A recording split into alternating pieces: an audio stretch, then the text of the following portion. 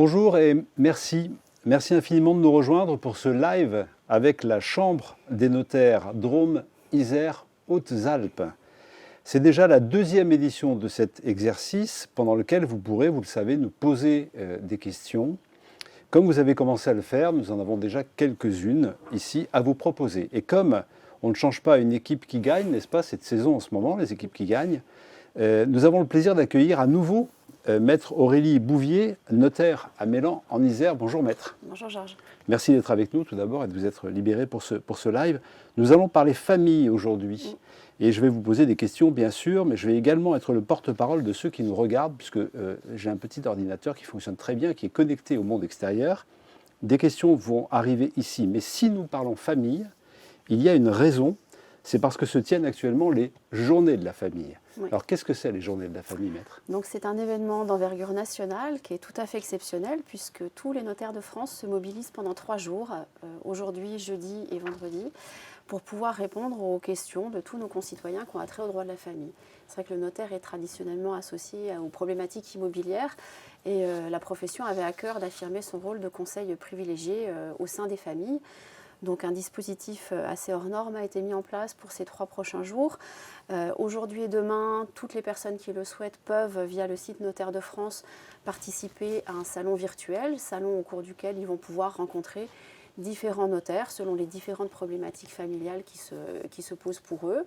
Et puis à partir de demain, pour 48 heures, un dispositif de plateforme téléphonique 3620 dite notaire. Les gens qui souhaitent appeler des notaires pour des consultations anonymes et gratuites pourront le faire en composant ce numéro. Je ne veux pas vous dire de bêtises, je crois que c'est entre 16 et 19 heures à partir de demain pour 2 jours. Donc vous êtes en live finalement avec tout ça. Ce soir et ça va se prolonger encore C'est ça, toutes ces journées. Voilà, la profession a souhaité décliner dans la région ce dispositif avec l'événement qu'on organise ce soir. Très belle présentation, extrêmement concise. On a dit qu'on parlerait famille, alors on va aborder l'union. C'est le b.a.-ba, la constitution de la famille, bien sûr. On va parler de la protection, ça c'est un sujet qu'on connaît moins et dont on parle peu. Et puis évidemment, on va dire qu'il y a des choses dont on ne peut pas ne pas parler. On va évoquer ensemble la donation, la succession, parce qu'une famille c'est toute une vie et qu'à un moment il faut bien s'en occuper. Et je crois, en parlant d'occuper, ça vous occupe quand même pas mal ce secteur-là, je crois. Oui, tout à fait, tout à fait. C'est vrai que même si l'immobilier est ce qui nous mobilise le plus souvent, justement à l'occasion d'une transaction immobilière, c'est toujours l'occasion de faire le point avec nos clients sur les problématiques familiales, qu'il s'agisse du début de l'union conjugale jusqu'à la fin, la succession. À chaque moment important de la vie des concitoyens, on est là. Alors comme nous avons un peu de temps, on va en profiter justement pour réinstaller ça dans l'esprit de ceux qui nous regardent et que je remercie encore de nous avoir rejoints.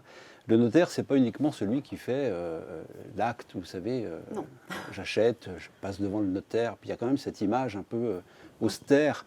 Vous êtes sorti de ça depuis quelques années déjà et vous avez une fonction conseil en fait. Depuis toujours en fait, le notaire, on n'est pas des simples bureaux d'enregistrement, on est là aussi pour ça, pour enregistrer les transactions immobilières, mais on est surtout là pour conseiller de manière impartiale, sous le sceau de l'État, les concitoyens, à toute étape importante de leur vie. C'est-à-dire que l'avantage, si l'on peut dire, si vous me permettez cette expression, c'est que ce qui est écrit chez vous est indélébile en fait. C'est ça. C'est ça, c'est une trace que l'on conserve. On conserve nos archives pendant 75 ans. Tous nos actes sont aujourd'hui établis sur support numérique qui reste conservé ad vitam aeternam. Mais effectivement, tout ce qui est fait chez le notaire a force de loi entre les parties. Donc c'est extrêmement important.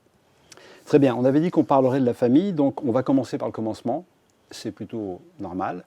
On va parler de l'union ensemble. Et s'unir, Maître, c'est pas forcément se marier, justement. On sait bien que la société évolue. Est-ce que vous pouvez nous décrire les cas de figure les plus courants aujourd'hui dans cette fameuse société où à peu près tout est possible ? Oui, alors tout est possible, effectivement. Le cas du couple marié, je ne dirais pas se raréfie, mais en tout cas, on voit que les mariages interviennent plutôt un petit peu sur le tard et que préalablement au mariage, les couples se testent, entre guillemets, avec des périodes soit d'union libre, ce qu'on appelle le concubinage, c'est-à-dire dépourvu de tout cadre juridique, soit avec des périodes de PAX qui sont le plus souvent des périodes transitoires qui se terminent par un mariage. Donc voilà, concubinage, pax, mariage, c'est les 3 grands types d'unions qui existent aujourd'hui. Et c'est vrai qu'en fonction du cas de figure, du cadre choisi, entre guillemets, par les personnes, les conséquences juridiques peuvent être tout à fait différentes. Alors avant que je vous pose la première question que nous avons, Vous avez vu ces dernières années les choses évoluer assez rapidement parce qu'on voit quand même tous ces changements qui passent évidemment par la loi. Mais vous l'avez vraiment ressenti, cette, je ne sais pas si on peut parler d'affaiblissement du mariage, mais cette mutation, vous l'avez ressenti? Oui, alors les gens ont toujours le sentiment qu'on se marie pour les papiers, entre guillemets, pour le côté administratif de la chose. Et c'est vrai qu'aujourd'hui, on force est de constater que le cadre législatif qui est le plus protecteur aujourd'hui, c'est le mariage. En dehors du mariage, alors il y a le PACS qui existe, certes c'est très bien, mais le PACS n'est pas assez protecteur.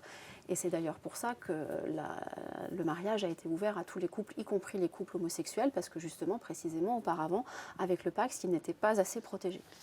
Alors justement, comme on parle de protection et d'union, je vais vous poser la première question de Paul, qui nous salue. Bonjour à Paul, s'il nous regarde, j'espère qu'il nous regarde. Paul qui nous dit « Je suis en union libre avec ma compagne », on en parlait. « Nous avons 2 enfants et sommes propriétaires. » Alors, il emploie un mot qui est un peu fort, il dit « Que risquons-nous en cas de décès de l'un d'entre nous ?» En fait, quels sont les enjeux? Quels sont les enjeux? Clairement, Paul est en union libre, donc clairement, c'est ce que j'expliquais au début. En union libre, il n'y a aucun cadre législatif qui protège l'un envers l'autre. Donc, en cas de décès de l'un d'entre eux, c'est extrêmement simple. Prenons le cas d'un couple qui a acheté 50-50 sa maison ou son appartement. Si la personne, le père décède, par exemple, eh bien, sa moitié va directement à ses enfants. Alors, vous allez me dire, ça va aux enfants, donc ça ne pose pas de problème. Ça ne pose pas de problème, pardon, excusez-moi, si les enfants s'entendent bien avec le parent qui est survivant. C'est la majeure partie des cas, fort heureusement, mais on peut tout à fait concevoir que malgré le décès, les enfants arrivés à un certain âge souhaitent pouvoir récupérer la part de leur père ou de leur mère décédés. Et à ce moment-là, le survivant n'est absolument pas protégé. C'est-à-dire que s'il n'y a pas de bonne entente entre guillemets avec les enfants pour que le survivant puisse rester dans la maison ou dans l'appartement, cette personne-là n'aura pas d'autre choix que de vendre l'appartement pour donner sa part à ses enfants. Alors le cas de Paul, d'après ce que je comprends, c'est des enfants communs au couple, donc on peut espérer que tout se passe à peu près bien, mais le cas très fréquent, c'est le cas de la recomposition familiale. Imaginons que Paul et sa compagne aient des enfants qui soient issus de précédentes unions.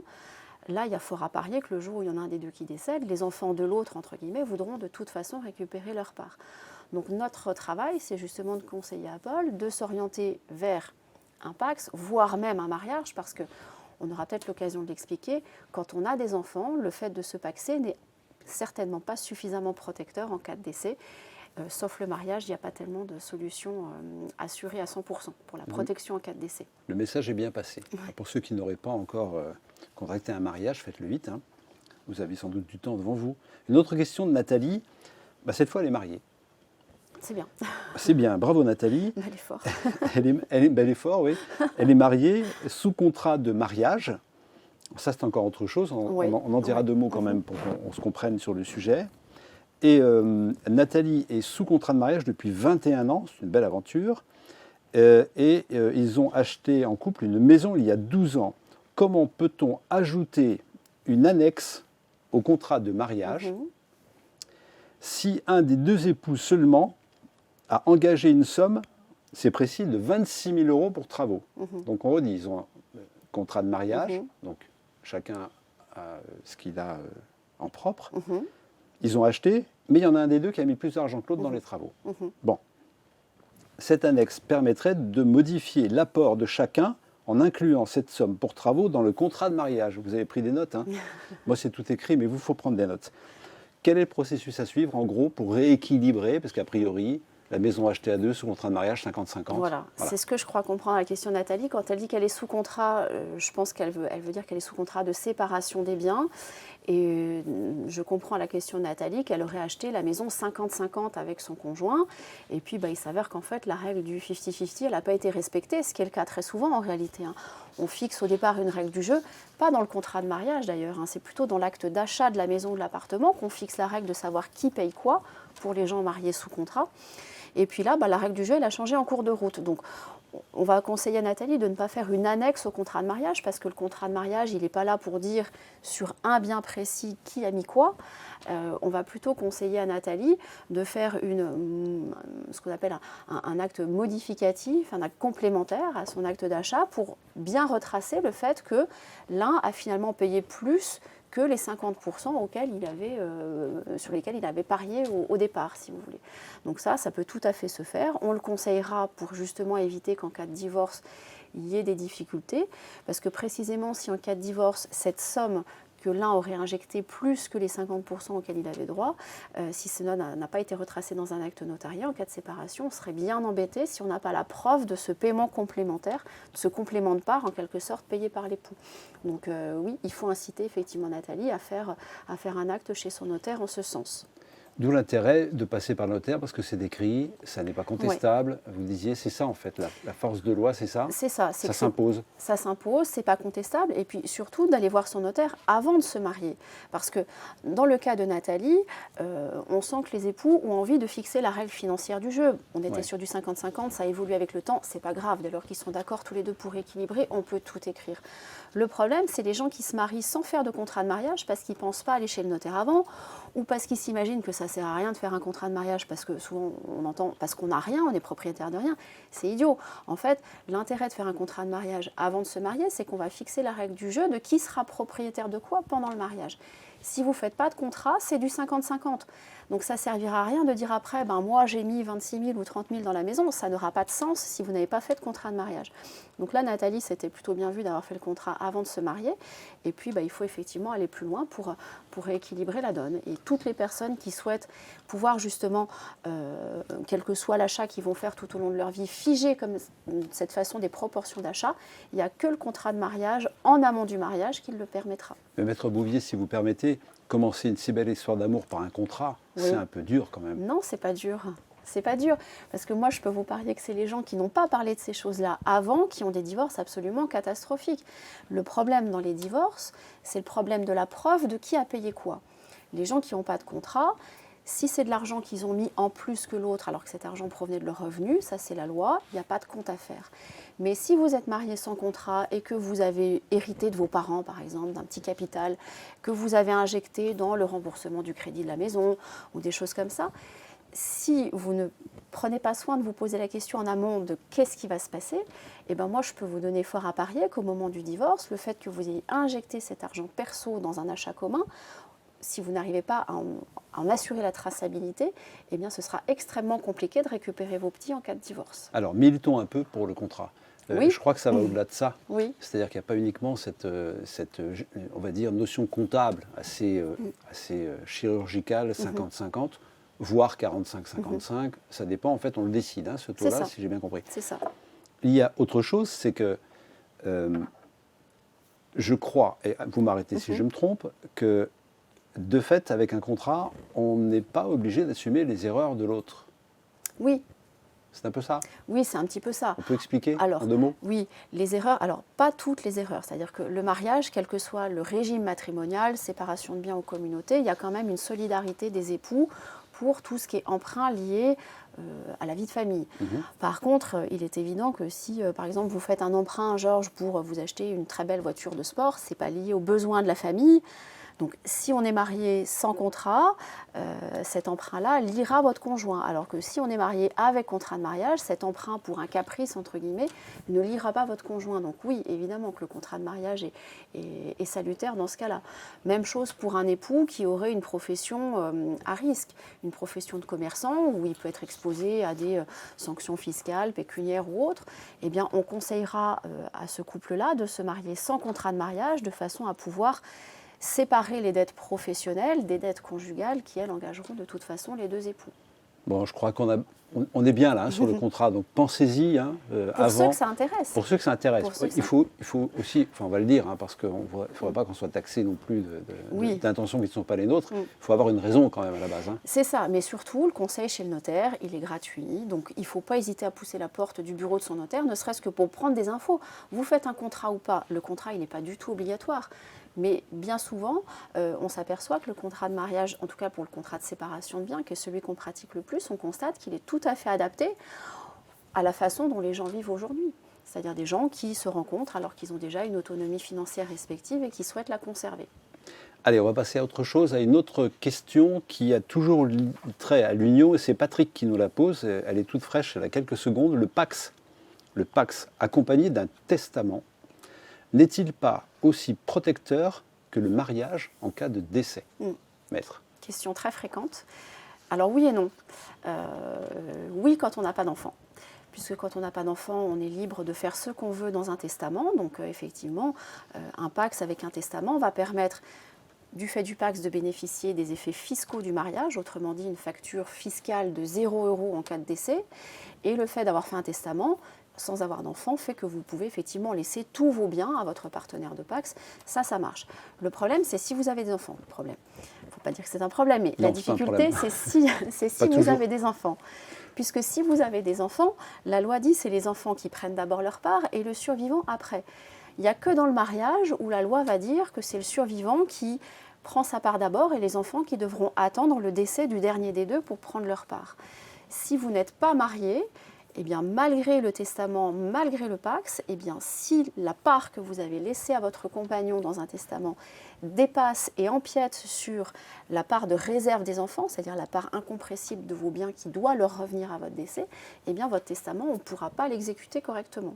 Sauf à payer, toujours pareil, une indemnité aux enfants. On voit que c'est quand même très technique, hein. Oui, enfin, c'est technique sans l'être. En fait, quand on a des enfants, si on veut se protéger à 100%, il faut se marier. Voilà. Si on ne se marie pas, je ne dis pas qu'on ne fait pas des PACS avec testament, on en fait bien entendu, mais on est obligé en tant que notaire de dire à nos clients, attention, ce ne sera peut-être pas suffisant. Sans compter que, là on parle beaucoup de fiscalité, mais il faut aussi parler de la retraite, parce que quand vous êtes marié, que vous perdez votre conjoint, alors que vous avez l'âge de la retraite, vous avez le droit de percevoir ce qu'on appelle la pension de réversion, c'est-à-dire une partie de ce que touchait l'époux décédé à la retraite. Si vous n'êtes pas marié, la pension de réversion, vous n'y avez pas droit. Quel que soit le régime, pacsé ou autre. Peu importe, il n'y a que le mariage qui offre la réversion de la pension de retraite. Donc ne serait-ce aussi que pour ça, on peut affirmer que le mariage est clairement plus protecteur que le PACS. Je suis un peu déçu parce que je me rends compte que finalement, c'est peut-être pas l'amour qui pousse les gens à se marier. Mais est-ce que ça l'a toujours été? Je ne pense pas. C'est une bonne question. Je ne sais pas si on Je pense pas. Je pense pas. Dans la littérature du 19e, voilà, les mariages, c'était souvent des affaires de famille, mais c'était des affaires patrimoniales. Et ça l'est encore aujourd'hui. Bien sûr qu'on parle de sentiments, mais il faut aussi remettre les choses dans une perspective juridique. Et il faut l'affirmer, même en 2022, le mariage est plus protecteur que le PACS. Ça occupe beaucoup de votre temps, vous les notaires, ces questions de mariage? Oui, ces questions de conseil, oui, précisément. Le jeune couple qui vient pour acheter son appartement pour la première fois, ils ne sont pas mariés, ils ne sont pas pacsés, ils achètent, tout est beau, tout est rose. Donc oui, on est obligé, et si on fait bien son travail de notaire, on est obligé d'aborder la question de la protection en cas de décès. Alors souvent, les couples qui n'ont pas d'enfants, le sujet se pose moins, mais quand les couples ont des enfants, le sujet, il est extrêmement important, et oui, bien sûr que ça prend du temps. Vous avez dit plusieurs choses et on va voir, vous avez parlé de fiscalité, on va garder ça, on l'a dit, hein, pour la question de la donation-succession. Alors on aura du temps pour en parler, mais effectivement la fiscalité c'est quand même l'alpha et l'oméga en la matière, parce que tout le monde sait que quand il y a un peu de patrimoine et qu'il y a un décès, forcément, il va falloir passer, comme on dit, excusez-moi pour le mot, à la caisse. À la caisse. Voilà, bah, je vois, c'est bien, on le partage. On va parler d'une autre forme de protection, si vous voulez bien, maître. Cette protection qui, pour tous, fait penser aux assurances. En fait, le mot protection, ça allume des petits marqueurs. On dit, bah, tiens, se protéger, donc je vais m'assurer, etc. Ici, je crois que c'est bien autre chose. Et dans votre univers de juriste, ça correspond à une situation qui est une situation de fragilité. C'est ça. C'est ça. Ben, c'est vrai qu'aujourd'hui, avec le vieillissement de la population, on est très souvent confronté à des personnes qui avancent dans l'âge et qui soit se disent ben, tiens, si un jour je perds mes facultés intellectuelles, qui va s'occuper de moi? Ou soit des familles qui sont confrontées à devoir vendre le bien du papa ou de la maman qui est en EHPAD atteint d'une maladie type Alzheimer et qui se demandent comment il faut faire pour pouvoir gérer le patrimoine de la personne qui mérite d'être protégée. Voilà. Donc c'est là où on a un rôle de conseil auprès des familles pour essayer de leur expliquer un petit peu qu'est-ce qui peut être fait ou ne pas fait. Pour les gens qui sont, je dirais, déjà en perte, déjà malades, souvent les familles s'inquiètent en disant comment on va faire, est-ce qu'il faut absolument passer par la tutelle ou la curatelle? C'est des mots qui font souvent un peu peur pour les familles. Pas très engageant, oui. C'est pas très agréable, on sait qu'il faut aller devant le juge, que c'est pas très évident. Donc là, il faut que les familles sachent qu'il existe ce qu'on appelle l'habilitation familiale, c'est-à-dire la possibilité pour les parents, pour les enfants, quand il y a voilà, le père ou la mère ou un frère ou une sœur qui est en état de fragilité et qu'il n'y a absolument aucun conflit dans la famille, il y a toujours la possibilité pour la personne très proche de la famille d'aller voir le juge pour dire voilà, moi je veux être le représentant, je veux être habilité à représenter la personne à protéger pour tous les actes. Tous les actes, ce n'est pas forcément les actes notariés, hein. Ça peut être gérer le compte bancaire, faire des chèques, payer les factures, signer un contrat de location s'il y a besoin, vendre le bien si la personne, par exemple, est en EHPAD sans possibilité de revenir chez elle. Donc ça, c'est une nouveauté législative qui date d'il y a quelques années, qui marche extrêmement bien, qui a permis justement à toutes les familles au sein desquelles il n'y avait absolument aucun conflit dans la gestion des biens des parents à protéger, de pouvoir gérer ça en interne. C'est-à-dire que vous passez devant le juge une fois pour toutes pour être désigné mandataire. Et une fois que le juge a validé le fait que vous êtes mandataire, après vous faites ce que vous voulez, sans compte à rendre auprès du juge tous les ans, comme dans le cadre d'une tutelle ou d'une curatelle. Alors ça c'est intéressant parce qu'on répète que c'est vraiment les moments où dans la famille, un membre de la famille, un parent souvent, perd ses moyens. Il n'y a pas que les maladies neurodégénératives, Oui. il y en a d'autres. Ça peut être un handicap profond, quelque chose qui empêche de vivre. Donc on cherche un moyen d'en gros gérer les affaires du parent en étant à peu près libre. Et vous avez dit que c'était plus compliqué si c'était un régime de tutelle ou de curatelle. S'il vous plaît, est-ce qu'on peut expliquer ce que c'est qu'une tutelle ou une curatelle et ensuite détailler pourquoi c'est plus contraignant? Donc tutelle, curatelle, c'est des régimes de protection judiciaire, c'est-à-dire que vous allez devant le juge pour solliciter une mesure de protection du papa ou de la maman à protéger. Et après, le juge va vous convoquer chaque année devant lequel vous allez devoir rendre compte de votre gestion. Donc ça veut dire qu'il faut tenir la comptabilité courante, si je puis dire, de la personne à protéger. Il faut remplir un dossier administratif que vous envoyez au juge chaque année. Le juge va contrôler si vous faites bien le job ou pas. Donc c'est pas toujours très bien vécu par les familles. Et souvent, ce formalisme administratif, il est mal vécu dans les familles où tout va bien. Quand tout va bien, qu'est-ce qui se passe? En vrai, il y a toujours un enfant le plus proche géographiquement généralement qui prend en charge la gestion courante et cette personne-là ne voit pas pourquoi, alors qu'il y a une parfaite confiance avec tous les membres de la famille, pourquoi elle devrait aller rendre compte de sa gestion devant le juge.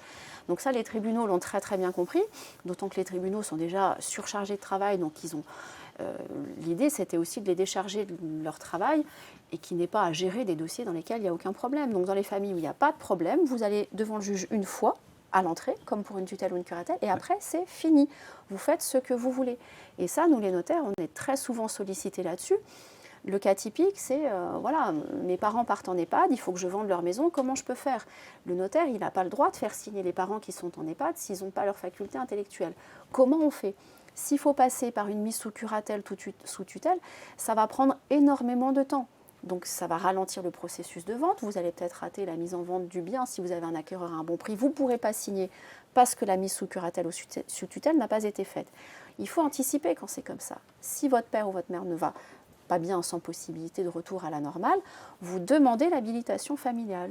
Et comme ça, le jour où il y a une décision juridique à prendre, vous avez déjà toutes les cartes dans votre dossier pour pouvoir agir vite, bien et sereinement. Une dernière question sur le sujet. Il peut arriver que cette tutelle ou curatelle, ce ne soit pas un membre de la famille qui puisse l'exercer? Bien sûr. Oui, très fréquemment, oui. Et là, tout cela échappe à ce moment-là? Non, il y a des associations de tutelle qui existent et qui sont là pour gérer les biens, qui le gèrent à titre professionnel. Donc, soit elles gèrent les biens de la personne à protéger quand il y a un conflit familial, soit pour les personnes qui n'ont pas de famille, ça arrive aussi souvent, ces personnes-là gèrent, effectivement, avec toujours pareil, une obligation de rendre compte devant le juge. Alors justement, vous parlez de gérer, il y a une question très intéressante de François, une question d'actualité, je le remercie de l'avoir posée, François. On parle beaucoup du statut des aidants. Oui. Géré par les CAF, mais est-ce qu'il faut aussi faire une déclaration devant un notaire? Je ne pense pas. Je ne pense pas. Vous me posez une colle, je ne pense pas. Non, je la cherchais, ça fait longtemps que je la cherche. Non, parce que l'aidant au sens où l'entend François, c'est celui qui va devoir prendre sur son temps de travail pour se consacrer aux soins de la personne à protéger. Là, on est sur de l'aide, si je puis dire, matérielle et physique. Là, moi, je vise le cas de l'aide à la gestion juridique, si je puis dire, des dossiers. Donc, la déclaration devant notaire, non, pas pour un aidant. Ce qu'il faut conseiller à François, c'est justement simplement de demander l'habilitation familiale de cette personne-là. Si c'est quelqu'un de sa famille, il pourra le faire. Et ça vient en complément des aides CAF qu'il peut obtenir dans le cadre du temps qu'il va devoir consacrer à cette gestion. Voilà, c'est à déconnecter, cher François, de ce fameux statut d'aidant dont on parle et qui mobilise autant d'énergie que d'émotion. C'est certain. Et qui, malheureusement, se développe tant qu'on n'a pas trouvé de solution à certaines pathologies extrêmement lourdes. C'est ça. Merci, Maître, pour vos éclairages sur la question de la protection. Je crois que maintenant, on comprend un petit peu mieux que c'est quelque chose auquel il faut songer sans esprit catastrophiste, mais qu'il faut avoir à l'esprit. Le dernier sujet, et pas des moindres, donation-succession, va nous occuper jusqu'à la fin de ce live parce qu'on l'a dit tout à l'heure ensemble, Maître, c'est un moment important. Important, difficile parfois, d'où l'intérêt de s'organiser bien sûr en amont. Et puis parce que, disons-le, il y a un autre volet, c'est la fiscalité. Donc là, on parle d'argent qu'il va falloir donner à l'État, vous disiez, passer à la caisse. Voilà. N'ayons pas peur des mots. Et c'est bien de ça dont on parle. Alors, première question de Véronique, qui nous dit « Bonjour », c'est gentil, bonjour Véronique, « Mes enfants sont grands, j'ai potentiellement un bien à leur transmettre. » Question basique, quelle est la procédure ? Voilà, donc là, Véronique est dans ce qu'on appelle une démarche d'anticipation successorale. Transmettre un bien à ses enfants de son vivant, qu'est-ce que ça veut dire ? Ça ne veut pas dire forcément se dépouiller de son bien. Ça veut dire leur donner le bien avec ce qu'on appelle une réserve d'usufruit, c'est-à-dire, en clair, on donne, mais on ne donne rien concrètement à ses enfants. Ce qu'on leur donne, c'est la possibilité et l'assurance plutôt de n'avoir aucun frais de succession à régler à son décès. Donc là, la procédure pour Véronique, elle est toute simple. Véronique, elle doit d'abord faire estimer le bien en question par une agence immobilière de son choix. Elle prend ensuite rendez-vous chez son notaire pour que le notaire fasse le devis, si je puis dire, du coût de l'opération. Parce que transmettre un bien en anticipation successorale, c'est formidable parce que ça permet d'économiser les frais de succession, mais c'est pour autant pas gratuit. C'est-à-dire que selon la valeur du bien qui est à donner, eh bien, il y aura quand même des frais à acquitter. Il y aura les frais d'acte classiques, et puis il y aura éventuellement des impôts de succession qui devront être réglés. Mais l'avantage quand on donne de son vivant, c'est que les impôts de succession sont calculés non pas sur la valeur du bien, mais sur la valeur décotée de l'usufruit de la personne. C'est un bout en moins en fait. C'est un bout en moins, mais c'est là où vous faites une économie fiscale. Si on raisonne sur un bien immobilier qui vaut 100 par exemple, et que la personne qui veut le donner a 65 ans, eh bien, vous allez payer des frais de transmission à vos enfants, non pas sur 100, ce qui serait le cas en cas de décès, mais sur 60, puisqu'on enlève en fait de la valeur de 100, la valeur de votre usufruit qui est en fonction de votre âge. Donc plus vous donnez jeune, plus la part qui est transmise à vos enfants est faible et donc plus vous gagnez sur la transmission fiscale de la succession. Alors, on savait que ça allait être un sujet intéressant en donation et succession. J'ai des questions en direct, celle que je vous lis date d'hier. On a un point intéressant avec Cathy qui nous dit « Pour Noël, ma grand-mère veut me donner une grosse somme d'argent pour m'aider à acheter ma maison. » Je vous conseille de l'accepter. Mais est-ce qu'on doit la déclarer au fisc ? Doit-elle faire un acte notarié ? Et merci Aurélie et Georges, nous vous remercions aussi Cathy. Donc, grosse somme d'argent à Noël, on vient vous voir ? On ne vient pas vous voir, c'est une grand-mère. Oui, il faut toujours venir nous voir. Il n'y a pas forcément d'acte à la clé, mais il faut venir nous voir pour ne pas faire de bêtises. Le cadeau de Noël, ce qu'on appelle le présent d'usage, il n'est pas taxé fiscalement. C'est-à-dire qu'on n'a pas besoin ni de le déclarer à l'administration fiscale, ni de faire un acte notarié. Quand vous donnez de l'argent à vos petits-enfants à Noël ou à l'anniversaire ou à la communion, je ne sais quoi, c'est ce qu'on appelle des présents d'usage. Pour autant, il faut quand même respecter une certaine limite. Alors la difficulté, c'est que la loi ne fixe pas le seuil au-delà duquel il faut déclarer le don à l'administration fiscale. Donc c'est un petit peu du cas par cas. C'est raisonnable. Est-ce qu'il faut dire qu'en dessous de 10 000 euros, on passe sous les radars, entre guillemets, de l'administration fiscale ? Je ne saurais pas vous le dire. Tout dépend en réalité des moyens de la personne qui donne. Là, c'est pour acheter une maison quand même. Cathy une grosse somme une grosse d'argent. somme pour acheter une maison. Donc je pense qu'on ne parle pas de quelques milliers d'euros. Je pense qu'on parle d'une somme plus conséquente que ça. Donc là, ce qu'il faut faire, deux solutions. Soit vous ne faites rien et puis vous laissez venir l'administration fiscale si jamais elle vous contrôle. Qui finira par venir. Ou pas. On peut pas le présager. Mais en tout cas, si l'administration fiscale tombe sur notre auditrice, eh bien, il faut savoir que les dons entre grands-parents et petits-enfants ne sont pas fiscalisés jusqu'à 31 000 euros. Au-delà, ils le sont. encore qu'il y ait un petit complément de cadeau pour les personnes qui ont moins de 80 ans. Donc là, il faut clairement conseiller à cette personne d'aller voir son notaire pour indiquer quel est le montant qui va être donné. Et en fonction du montant, le notaire conseillera soit de le déclarer à l'administration fiscale, soit de ne pas le déclarer du tout. Quant à faire un acte notarié, pour des donations grands-parents, petits-enfants, ça ne se justifie pas forcément. Mais après, ce n'est pas une réponse toute faite. Tout va dépendre là aussi du montant. On imagine que le grand-parent peut avoir plusieurs enfants. Si on saute une génération et qu'on donne une grosse somme à un des petits-enfants et rien aux autres, je pense qu'à un moment donné, les enfants risquent de faire un petit peu la tête. Donc là aussi, tout est une question de cas par cas. Il faut aller voir son notaire avant de faire quoi que ce soit. On va répondre à Michel qui nous a écrit hier, donc il était vraiment impatient d'avoir sa réponse. Merci Michel. Il s'agit du dénouement de la sortie d'une assurance vie en cas de décès. Est-ce que quand on sort d'une assurance vie en cas de décès, il faut venir vous voir? Oui, toujours. Parce que de toute façon, en cas de décès, il faut toujours aller voir un notaire. Il faut toujours aller voir un notaire pour établir un certificat d'hérédité qui sera utile au banquier pour clôturer les comptes bancaires en faveur des héritiers. Le notaire sera utile également pour chiffrer l'éventuel coût fiscal de la succession. Et spécialement sur les assurances vie, la compagnie d'assurance vie ne débloquera les fonds aux bénéficiaires du contrat que sur production d'un ce qu'on appelle un certificat d'acquittement des droits de succession, c'est-à-dire un quitus de l'administration fiscale, comme quoi le contrat d'assurance vie n'est pas taxé.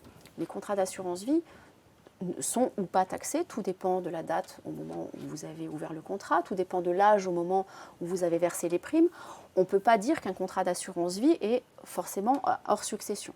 Les vieux contrats le sont, les contrats conclus à partir de 91-92 dans mon souvenir le sont, mais dans une moindre mesure. Donc il y a des cas assez fréquents où les contrats d'assurance vie sont taxés. Donc là, de toute façon, le contrôle du notaire pour aider justement le bénéficiaire à établir la déclaration fiscale du contrat, il est absolument indispensable. Alors, j'ai une autre question qui concerne cette fois, alors comme elles arrivent en direct, il faut que je les assimile, hein, vous comprenez, je suis assez lent. Il est tard dans la journée. Est-ce que quand on souscrit cette fois, on ne sort pas de l'assurance vie, on souscrit une assurance vie? D'accord, donc on va voir son banquier, on fait ce qu'il faut. Jacques demande, est-ce qu'il est indispensable, nécessaire de déclarer la souscription à une assurance vie devant un notaire? Et peut-on attendre quelques années avant de la déclarer? Qu'est-ce qu'il faut faire dans ce cas-là? Non, alors nous, notaires, on n'a pas besoin. Vous faites bien ce que vous voulez au niveau... C'est mon micro qui est tombé. Vous faites bien ce que vous voulez au niveau de votre patrimoine. Vous n'avez pas besoin d'aller voir votre notaire au moment de la souscription d'un contrat d'assurance vie. Par contre, ce qui va être intéressant d'aller voir son notaire à ce moment-là, c'est de savoir qui va être le bénéficiaire de ce contrat. Donc justement, il ne faut pas se tromper, il faut bien désigner le bon bénéficiaire, il faut bien se méfier des clauses toutes faites, entre guillemets, dans les contrats d'assurance vie, parce que parfois, dans ces clauses, il y a des choses trappes, des choses qui ne sont pas bien rédigées et qui font qu'au moment du décès, eh bien, la clause aura été mal rédigée et on arrivera à un résultat qui sera contraire à l'intention de celui qui a souscrit le contrat. Je pense notamment à ce qui peut se passer si on dit dans le contrat la clause bateau, entre guillemets, mon conjoint à défaut mes enfants, et bien qu'est-ce qui se passe si on a un des enfants qui est malheureusement disparu? Eh bien, ça ne veut pas dire que c'est les petits-enfants qui héritent. C'est si vous avez deux enfants et qu'il y en a un qui est malheureusement décédé, ben c'est l'autre enfant qui prendra la part de cet enfant-là. Donc là, c'est typiquement le savoir-faire du notaire que de vous aider à rédiger la clause bénéficiaire de votre contrat d'assurance vie de la manière la plus adaptée possible à votre configuration familiale et puis à vos souhaits surtout. Donc il a presque raison, Jacques. Il a presque raison. Quand même venir vous voir. C'est pas obligatoire, mais c'est vivement conseillé. Alors, j'ai une question cette fois. On va revenir dans le champ un peu plus classique de la donation et de la succession. C'est Marguerite qui nous pose cette question. Je suis marié depuis 15 ans sans contrat de mariage, excusez-moi, et propriétaire d'un bien immobilier. Nous avons 2 enfants mineurs. En cas de décès de l'un d'entre nous, pouvez-vous me dire la procédure à suivre pour que mes enfants ne soient pas lésés? Alors les enfants ne seront pas lésés parce que les enfants, ils hériteront. Seulement les enfants hériteront au décès du survivant. Hein, c'est ce qu'il faut comprendre, c'est que le principal effet du mariage, c'est de dire en cas de décès l'un de l'autre, c'est le conjoint survivant qui dispose de ce qu'on appelle l'usufruit des biens, c'est-à-dire l'usage. Typiquement, la maison de Marguerite, eh bien, son conjoint aura la possibilité de rester dans la maison et les enfants toucheront leur héritage, mais au décès du dernier des 2 parents. Donc ils ne seront absolument pas lésés. Et si, entre-temps, l'époux survivant souhaite vendre la maison, eh bien, à ce moment-là, il y aura un partage du prix qui se fera avec les enfants. Donc les enfants ne sont de toute façon jamais lésés puisqu'ils héritent tôt ou tard, mais ils finissent toujours par hériter. Voilà qui est rassurant. Une question, alors elle est un peu technique. Je me concentre. Oui, je vous mets en condition. Je réfléchis. Je vous mets en condition. Allons-y. Est-il intéressant, en termes de succession et de fiscalité, pour les enfants qui le peuvent, de participer à l'achat de la résidence principale de ses parents, notamment à travers une SCI? Alors, on touche à un sujet qui est vraiment technique. Alors, oui, SCI, c'est-à-dire que on explique? Oui, SCI, Société Civile Immobilière, Merci. qui est donc un montage juridique qui est adapté lorsque des personnes souhaitent acheter à plusieurs un bien. Alors, l'achat en SCI n'est pas forcément recommandé pour des questions fiscales. L'achat en SCI, il est intéressant parce qu'il va permettre d'organiser les pouvoirs entre les multipropriétaires, entre guillemets, de ce bien. Si par exemple on achète un bien, vous et moi, eh bien, si on ne fait pas de SCI, vous aurez autant de pouvoir que moi sur la maison qu'on va acheter ensemble, même si vous avez financé que 5% de la maison et moi 95%. Alors que dans une SCI, on va pouvoir justement organiser les pouvoirs différemment et dire, puisque vous n'avez pas payé grand-chose, finalement, vous n'aurez pas votre mot à dire sur, par exemple, la vente, sur la mise en location de la maison, etc. C'est ça l'intérêt premier de la SCI. Donc là, dans la question que pose la personne, c'est les parents qui souhaitent acheter un bien avec les enfants qui vont leur mettre l'argent à disposition. Alors, faut-il passer par une SCI ou pas? Pas forcément. Il y a plusieurs façons d'envisager les choses. La plus simple, c'est peut-être tout simplement que les enfants prêtent de l'argent aux parents, si les parents sont en mesure de rendre cet argent, ça c'est possible. Je n'ai pas les informations dans la question que pose la personne, mais si en revanche l'idée c'est que les parents ne rendent pas aux enfants ce que les enfants auront pu prêter temporairement, alors à ce moment-là, effectivement, les enfants vont acheter un pourcentage du bien, les parents un autre pourcentage en fonction de qui paye quoi. Et si on veut effectivement éviter les embrouilles, entre guillemets, au niveau des prises de décision quant à cette maison, eh bien, on conseillera vivement, effectivement, le montage en SCI.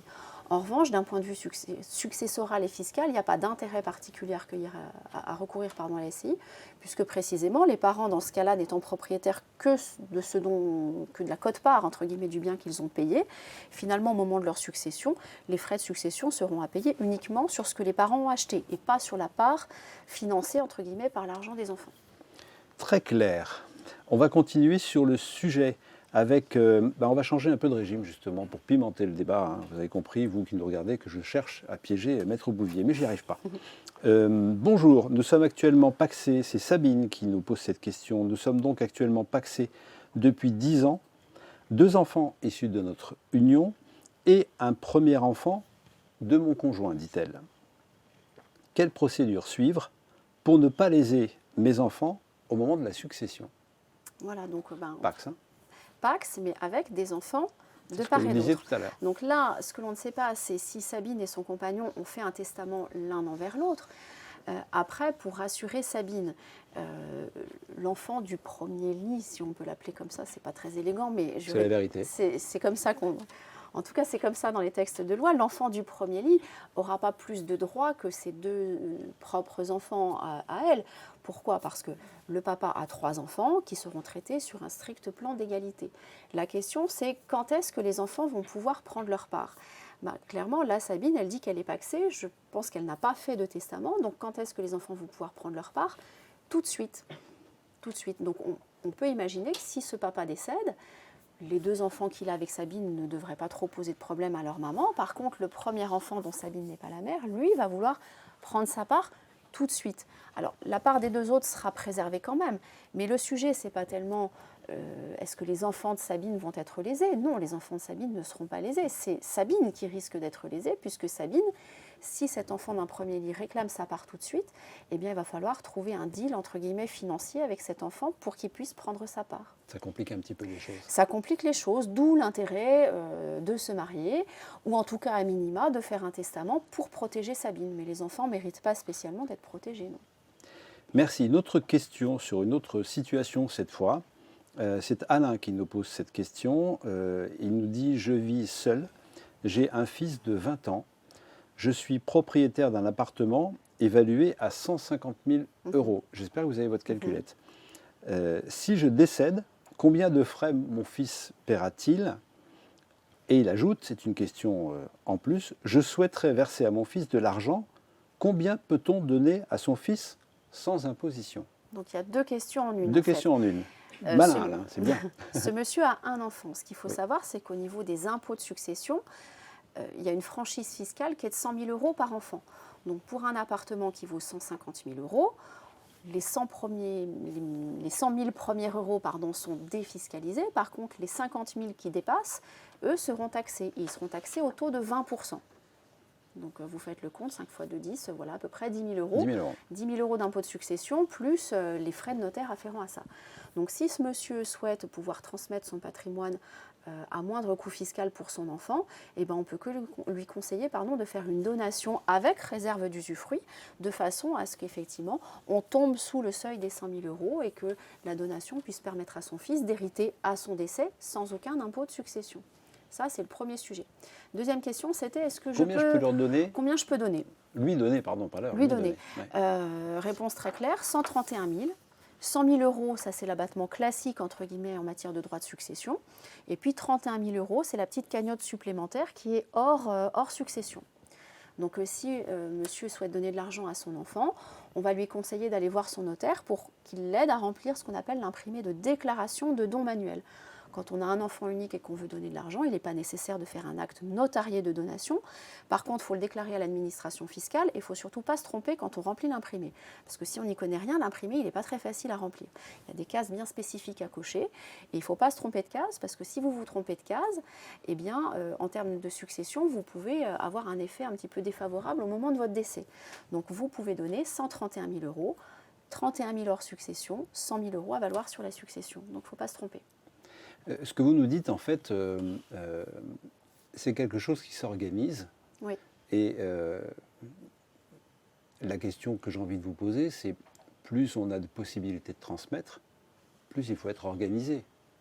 Parce que si on a énormément de biens, forcément, les enfants vont être énormément fiscalisés au moment de la succession. Oui, mais ce serait tort de croire que les problèmes de succession ne concernent que les gens qui ont un gros patrimoine. C'est faux. Ce monsieur qui a un enfant avec un appartement de 150 000 euros, on ne peut pas estimer que ce soit un patrimoine délirant. Et pour autant, il y a quand même un problème de fiscalité successorale qui se pose. Donc non, les problèmes de succession concernent tout le monde, quelle que soit l'importance de votre patrimoine. Ceux qui ont un gros patrimoine, bah oui, les enfants auront beaucoup de droits de succession à payer. Après, si je puis dire, ils héritent. Vous voyez ce que je veux dire? Donc, c'est déjà bien. C'est déjà bien.